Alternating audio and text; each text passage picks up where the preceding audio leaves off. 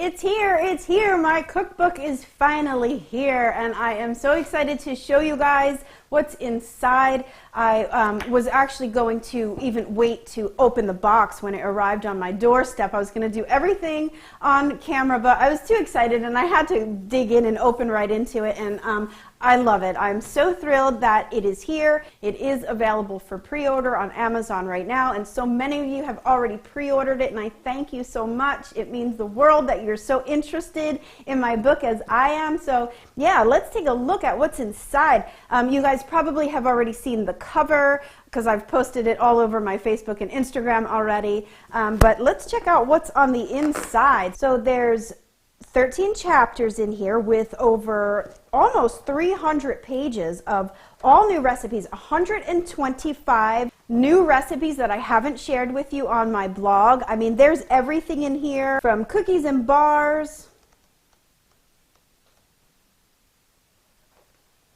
really cool new stuff that I haven't shared.